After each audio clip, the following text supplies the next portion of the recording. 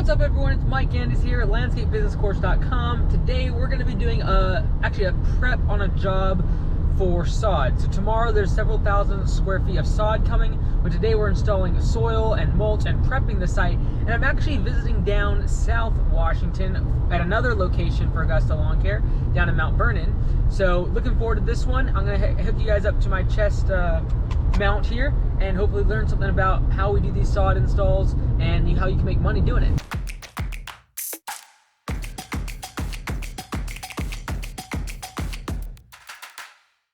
How's it going? Pretty good. How about yourself? Good. Bit of a funky driveway. Right.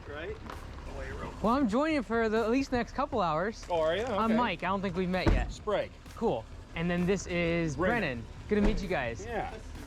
Yes, I was coming down from up from Seattle, and I was like, "Hey, Tim, do you have a job I could, help out for the next few hours?" He's like, "Yeah, there's one they're doing ready for sod." So I got you guys ice cream sandwich. I don't know if you want one. There you go. Thank you. Cool you off a little bit. You got it, man. Right. Sweet. So this is the mulch, and I'm assuming they're kind of finishing up those beds. Yeah. Well, I just realized they put the toilet in the way. Oh, nice. They moved. It was sitting over there. Just back up here and jump over here and get this. It right into here. Okay, cool. And then a little bit down. Oh, down at the bottom there. Well, right where that log is, we're gonna kind of extend it out, I think, a little bit. Oh, so nice. It looks uniform, you know what I mean? Okay, yep. And then the rest of the soil will be going in. Or is all the soil down already? Well, we got to do this yet. Yep. And I guess there's a little bit up on the top backside. corner. We're trying to figure out how we're gonna pull that off because we're supposed to be having a moving truck coming in today. I'm assuming then the soil's going up top there? I think it's going to be on that end of the house where the bark is. Gotcha, There's gotcha. a bunch of sawdust and whatnot. Yeah, that's gonna be tough to get to. Yeah, we're kind of going over this play by play.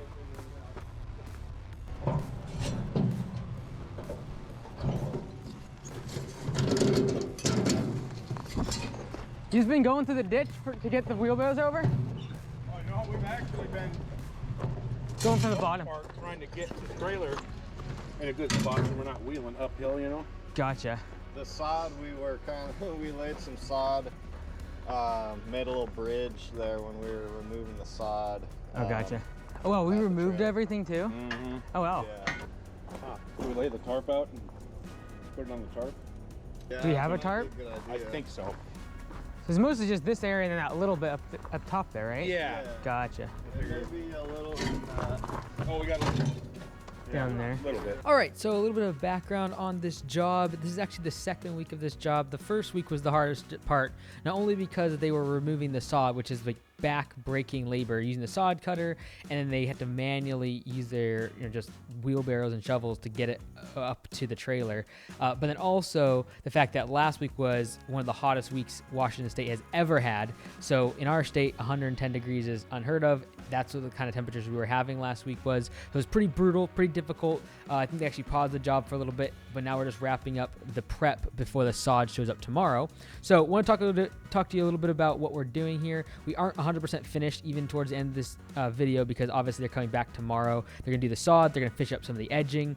But I wanted to first go over a couple of equipment tips here. So this dump trailer you're looking at right now is a 5x10, really small. But what's nice about it is you don't need anything more than a 1/4 ton pickup to actually pull it around. So a 1500 or a F-150 will be able to pull this little trailer around, and it's a double axle, so you can still get a few yards of material in here. You could build up the sides for leaves, etc. It is a little bit small, to be perfectly honest with you, as you begin to grow and do big leaf cleanups or brush removal, or if you want to get 10 yards of mulch, like it's not going to happen unless you build up the sides with plywood or with 2x4s. So right now what I'm doing, we obviously have the trailer at an angle to try to get the bark out, but because the driveway was at an opposite angle, it just wasn't steep enough to get a lot of the mulch out when it got a little bit lower. So I'd crawl up in there, push it down, and that's what we were doing there. Definitely you want to use a tarp when you're doing these mulch on gravel. If you're doing on pavement or concrete, it's not so much of a big deal, but for cleanup sake, it's so much easier to use the tarp.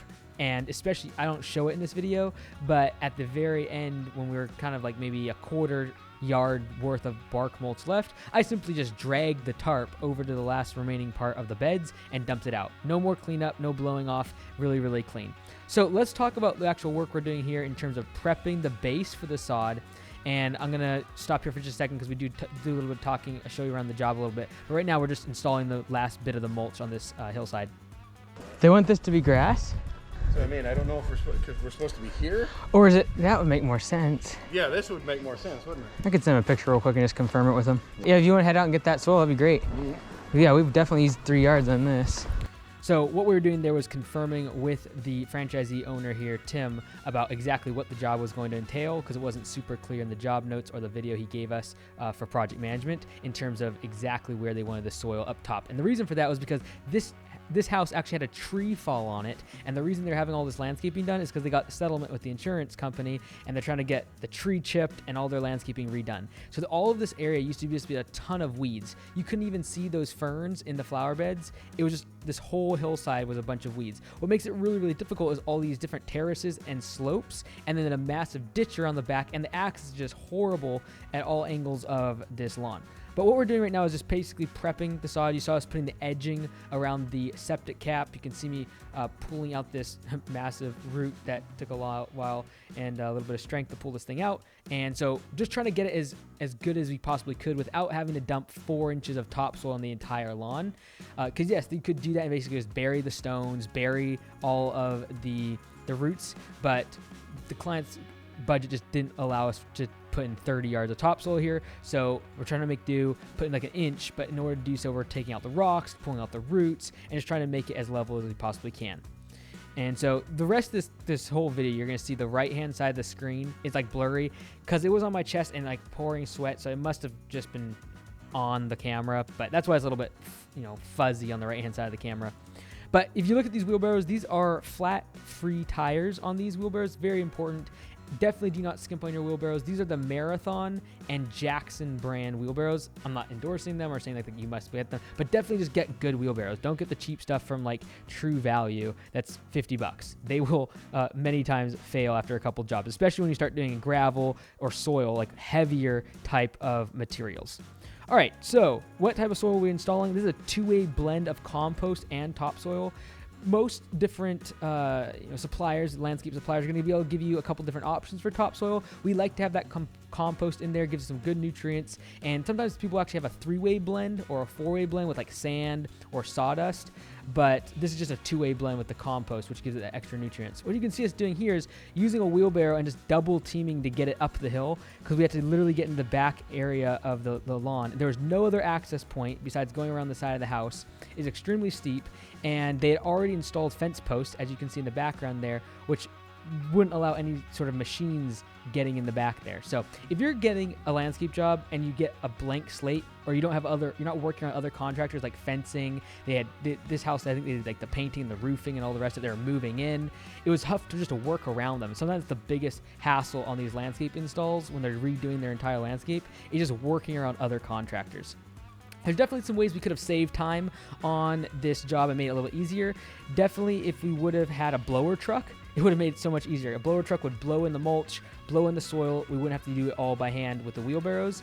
Or if we had like a mini skid steer or even a mini excavator, our ditch witch, those would be really, really helpful just moving the material.